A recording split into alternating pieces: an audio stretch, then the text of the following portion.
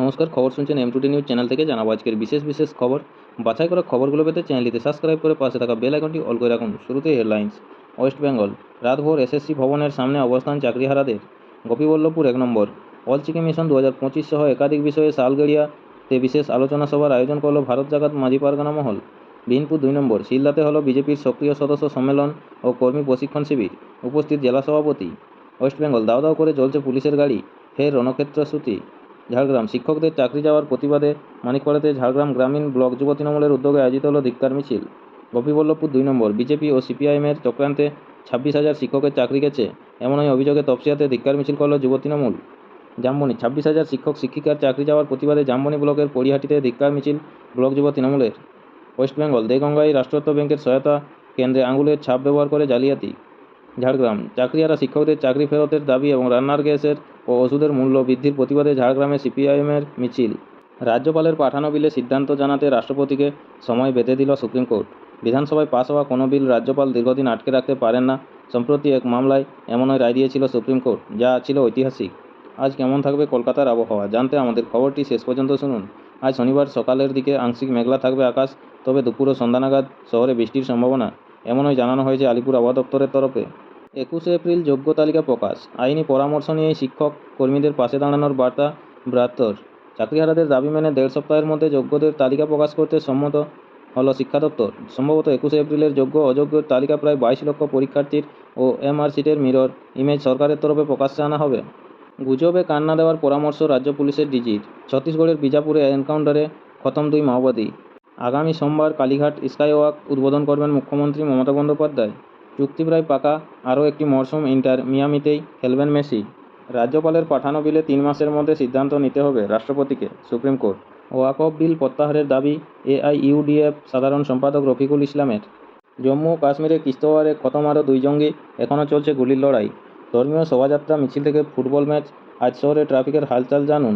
নতুন ওয়াকফ আইন নিয়ে আগামী 16 এপ্রিল নেতাজি ইন্ডোরে বার্তা দেবেন মমতা বন্দ্যোপাধ্যায়। কলকাতা মেট্রো, লোকালে চালু হচ্ছে কবচ প্রযুক্তি। কলকাতা মেট্রোতেও এবার কার্যকর হতে চলেছে কবচ প্রযুক্তি। শুক্রবার এমনও ইঙ্গিত দিয়েছে রেলমন্ত্রক। তবে শুধুই কলকাতা মেট্রো নয়, দেশের সবকটি শহর ও শহরতলির লোকাল ট্রেনও দুর্ঘটনারোধী কবচ প্রযুক্তি কার্যকরের পথে হাঁটতে চলেছে রেলমন্ত্রক। কাসবদের ছোঁড়া গ্রেনেডে জখম সদানন্দই জেরা করছেন রানাকে। তামিলনাড়ু বিধানসভা ভোটের আগে ফের এআইএডিএমকের সঙ্গেই জোট বিজেপির। আপনারা এতক্ষণ শুনলেন আজকের শিরোনাম, আসবো বিস্তারিত খবরে। তামিলনাড়ু বিধানসভা ভোটের আগে ফের এআইএডিএমকের সঙ্গে জোট বিজেপির।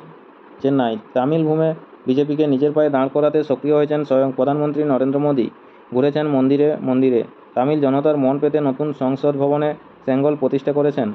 ধ্যান করছেন বিবেকানন্দ রকে, কিন্তু শেষ পর্যন্ত হালে পানি জুটল না। জোট ভাঙার 2 বছর পর ফের সেই এআইএডিএমকের হাত ধরল বিজেপি। শুক্রবার বিকেলে চেন্নাইয়ে কেন্দ্রীয় স্বরাষ্ট্রমন্ত্রী অমিত শাহ ঘোষণা করলেন, আগামী বছর তামিলনাড়ুতে এআইএডিএমকে সঙ্গে জোট করেই বিধানসভা ভোটে লড়বে বিজেপি। শুধু তাই নয়, জানিয়ে দিলেন লড়াই হবে এআইএডিএমকে নেতাইকে পালানিস্বামীকেই মুখ করে। অর্থাৎ বিজেপি নয়, তামিলনাড়ুতে ক্ষমতাসীন ডিএমকে কংগ্রেস সরকারের বিরুদ্ধে ভোটের লড়াইয়ে নেতৃত্ব দেবে প্রয়াত জয়ললিতার দলই। ঘটনাচক্রে অমিত শাহ এদিন জোট ঘোষণা করেছেন তামিলনাড়ুর বিদায়ী বিজেপি রাজ্য সভাপতিকে আন্নামালাইয়ের উপস্থিতিতেই। তার জায়গায় বিজেপির নয়া রাজ্য সভাপতি হয়েছেন নায়নার নাগেন্দর। রাজনৈতিক মহলে জল্পনা, এআইএডিএমকের চক্ষুশূল হওয়াতেই জোট ঘোষণার আগে রাজ্য সভাপতি পদে আন্নামালাইয়ের মেয়াদ আর বাড়াতে চায়নি বিজেপি শীর্ষ নেতৃত্ব। তবে সমালোচনা ঠেকাতে আন্নামাইয়ের মাধ্যমেই নয়া সভাপতি নাগেন্দ্রনের নাম প্রস্তাব করানো হয়। তাৎপর্যপূর্ণ বিষয় হলো, বিজেপি নয়া রাজ্য সভাপতি তথা তিরুনেলভেলির 3 বারের বিধায়ক নগেন্দর অতীতে এআইএডিএমকেতে ছিলেন। এআইএডিএমকে শীর্ষ নেতৃত্ব ও বিজেপি রাজ্য নেতাদের উপস্থিতিতেই এদিন জোটের আনুষ্ঠানিক ঘোষণা করেন অমিত শাহ। তিনি বলেন, এআইএডিএমকের কোনো শর্ত বা দাবি দেওয়া ছিল না, আর আমরাও ওদের অভ্যন্তরীণ কোনো বিষয়ে হস্তক্ষেপ করব না। এই জোটের ফলে দুপক্ষই লাভবান হবে। এআইএডিএমকে বিজেপির স্বাভাবিক সহযোগী বলে মন্তব্য করে কেন্দ্রীয় স্বরাষ্ট্রমন্ত্রী সাফ ঘোষণা, বিধানসভা ভোটে লড়াইয়ে মুখ হবেন শরিক দলের নেতা তথা প্রাক্তন মুখ্যমন্ত্রী পালানিস্বামী। শাহ বলেন, জাতীয় স্তরে প্রধানমন্ত্রী নরেন্দ্র মোদী ও তামিলনাড়ুতে পালানিস্বামীর নেতৃত্বে ভোটে লড়া হবে। সেই 1998 সাল থেকে এনডিএতে রয়েছে এআইএডিএমকে। অতীতে প্রধানমন্ত্রী মোদী ও প্রয়াত মুখ্যমন্ত্রী জয়ললিতা একসঙ্গে কাজ করেছেন। তামিলনাড়ুতে এনডিএ সরকার গঠন করবে বলে আমি আত্মবিশ্বাসী। মুখ্যমন্ত্রী স্ট্যালিনের নেতৃত্বাধীন ডিএমকে জোট সরকারকে এদিন দুর্নীতি, আইন শৃঙ্খলা এবং মহিলা ও দলিতদের বিরুদ্ধে অত্যাচারের অভিযোগে আক্রমণ করেন শাহ। নয়াদিল্লি, বিধানসভায় পাস হওয়া কোনো বিল রাজ্যপাল দীর্ঘদিন আটকে রাখতে পারেন না। সম্প্রতি এক মামলায় এমনই রায় দিয়েছিল সুপ্রিম কোর্ট, যা ছিল ঐতিহাসিক। পাশাপাশি 10টি গুরুত্বপূর্ণ বিল আটকে রাখার জন্য সর্বোচ্চ আদালতের তোপের মুখে পড়েন তামিলনাড়ুর রাজ্যপাল আর.এন. রবি। এই বিলের বিষয়ে সিদ্ধান্ত নেওয়ার জন্য রাজ্যপালকে 3 মাস সময় বেঁধে দিয়েছিল আদালত। এবার রাজ্যপালের পাঠানো কোনো বিলে সিদ্ধান্ত জানানোর জন্য রাষ্ট্রপতিকে সময় বেঁধে দিল সুপ্রিম কোর্ট, যেখানে সাফ জানিয়ে দেওয়া হয়েছে এ ধরনের কোনো বিল দীর্ঘদিন রাষ্ট্রপতি ভবনে ফেলে রাখা যাবে না। 3 মাসের মধ্যে এই বিষয়ে নিজের সিদ্ধান্ত জানাতে হবে রাষ্ট্রপতিকে। সুপ্রিম কোর্টের এমন রায় এই প্রথম বলে মত আইনজীবী মহলের। তামিলনাড়ুর রাজ্যপালের বিল আটকে রাখার মামলায় গত 8ই এপ্রিল রায়দান করেছিল সুপ্রিম কোর্ট, কিন্তু সেই অর্ডার শুক্রবার প্রকাশ করা হয়। এই মামলার রায়ে বিচারপতি জি.বি. পারদিওয়ালা এবং বিচারপতি আর মহাদেবনের বেঞ্চ বলছে, সংবিধানের 201 অনুচ্ছেদের আওতায় রাষ্ট্রপতি যে দায়িত্ব পালন করেন তা জুডিশিয়াল রিভিউর আওতায় পড়ে। রাজ্যপালের পাঠানো কোনো বিলে পকেট ভেটো দেওয়ার অধিকার রাষ্ট্রপতির নেই বলে সর্বোচ্চ আদালত অভিমত প্রকাশ করেছে। ফলে এমন কোনো বিল হয় অনুমোদন অথবা খারিজ করতে রাষ্ট্রপতি বাধ্য। এই সিদ্ধান্ত নেওয়ার জন্য রাষ্ট্রপতিকে 3 মাস সময় বেঁধে দিয়েছে সর্বোচ্চ আদালত। আজ কেমন থাকবে কলকাতার আবহাওয়া, জানুন আপডেট। আপনাদের সকলকেই বলা হচ্ছে, যারা নিয়মিত গুরুত্বপূর্ণ খবরগুলো শুনতে চান আমাদের চ্যানেলটি সাবস্ক্রাইব করে রাখুন। ফিরে আসুক খবরে।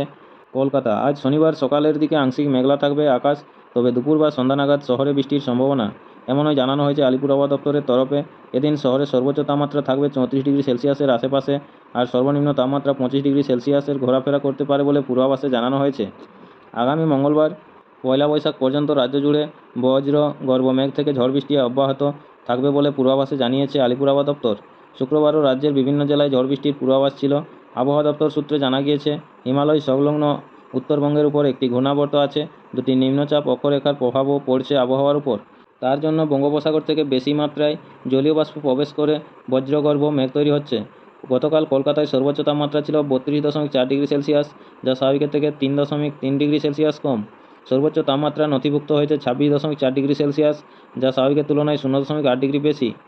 কলকাতা চাকরিহারাদের দাবি মেনে 1.5 সপ্তাহের মধ্যে যোগ্যদের তালিকা প্রকাশ করতে সম্মত হলো শিক্ষা দপ্তর। সম্ভবত 21শে এপ্রিলেই যোগ্য অযোগ্যের তালিকা প্রায় 22 লক্ষ পরীক্ষার্থীর OMR সিটের মিরর ইমেজ সরকারের তরফে প্রকাশ্যে আনা হবে। শুক্রবার বিকাশ ভবনে চাকরিহারাদের সঙ্গে বৈঠক করেছেন শিক্ষামন্ত্রী ব্রাত্য বসু। হাজির ছিলেন স্কুল সার্ভিস কমিশন এবং মধ্যশিক্ষা পর্ষদের কর্তারাও। 3 ঘন্টারও বেশি সময় ধরে চলা আলোচনায় এ ব্যাপারে সিদ্ধান্ত হয়েছে। শিক্ষামন্ত্রী জানিয়েছেন, সিবিআইয়ের উদ্ধার করা নথি থেকেই ওই তালিকা প্রকাশ করা হবে, তবে তার আগে বিষয়টির আইনি দিক খতিয়ে দেখতে চলেছে দপ্তর। চাকরিহারাদের 13 জনের একটি প্রতিনিধি দল এদিন বিকাশ ভবনে যায়।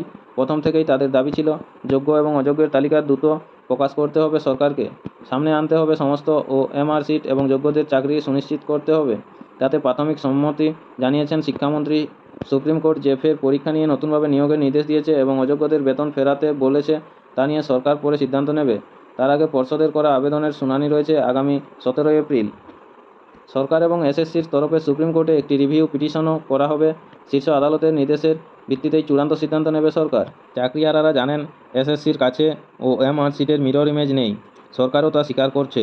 গাজিয়াবাদ থেকে সিবিআইয়ের উদ্ধার করে আনা হার্ড ডিস্কের নথি ভরসা, সেটা পরে আদালতের নির্দেশে তুলে দেওয়া হয়েছিল SSCর হাতে। তার ভিত্তিতেই এই নয়া তালিকা তৈরি করবে SSC। যদিও কমিশনের চেয়ারম্যান সিদ্ধার্থ মজুমদার বৈঠক শেষে কোনো বিষয়েই মন্তব্য করতে চাননি। শিক্ষামন্ত্রী অবশ্য মনে করিয়ে দেন, SSC সুপ্রিম কোর্টে যোগ্য অযোগ্যের নথি জমা দেয়নি। এই প্রচার সম্পূর্ণ ভুল। বিরোধীদের তৈরি বয়ানে কেউ যাতে বিশ্বাস না করেন সেই আহ্বান জানান। SSC সেই তালিকা কোর্টে জমা দিলেও আদালত কেন তাতে মান্যতা দেয়নি, সে বিষয়ে অবশ্য কোনো মন্তব্য করতে চাননি তিনি। এদিনও চাকরিহারাদের প্রতি তার বার্তা, মুখ্যমন্ত্রীর উপরে ভরসা রাখুন। সরকার সব রকমভাবে চাকরিহারাদের পাশে রয়েছে। বৈঠক শেষে নিয়োগ বাতিল হওয়া শিক্ষক শিক্ষাকর্মীদের প্রতিনিধিরা জানান, চাকরি ফেরত পাওয়ার আগে পুরোপুরি নিশ্চিন্ত হতে পারছেন না। তবে সরকারের সঙ্গে আলোচনার পরে তারা খানিকটা আশ্বস্ত। যেভাবে চাইছিলেন সেভাবেই যোগ্য অযোগ্যের তালিকা প্রকাশ করতে চলেছে সরকার। সেই তালিকা ফের আদালতে জমা দেওয়ার বিষয়েও সম্মত হয়েছে। তাতে অনেকটাই চাপমুক্ত হয়েছেন তারা। যদিও আলোচনার পাশাপাশি SSC অফিসের সামনে অবস্থান বিক্ষোভ তথা সার্বিক আন্দোলন চালিয়ে যাওয়া হবে। এই ধরনের প্রতিদিন নিয়মিত গুরুত্বপূর্ণ খবরগুলো শোনার জন্য আমাদের চ্যানেলটি সাবস্ক্রাইব করে রাখুন। ফিরে আসুক খবরে। শ্রীনগর, জম্মু ও কাশ্মীরে জঙ্গি বিরোধী অভিযানে বড় সাফল্য নিরাপত্তা বাহিনীর। কিস্তওয়ারে নিরাপত্তা বাহিনীর সঙ্গে গুলি লড়াইয়ে মৃত্যু হয়েছে জইশ-ই-মোহাম্মদের শীর্ষ এক নেতা। এছাড়াও আরও 2 জঙ্গি কমান্ডারকে নিকেশ করেছে ভারতীয় সেনাবাহিনী।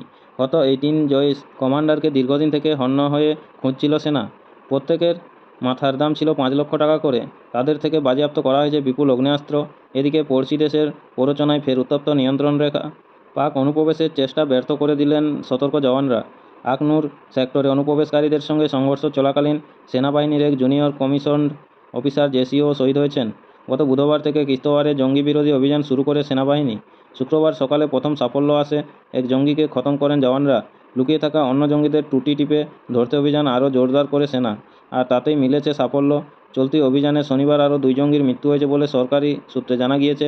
খতম জঙ্গিরা পাকিস্তান ভিত্তিক সংগঠন জইশ-ই-মোহাম্মদের প্রথম সারির কমান্ডার।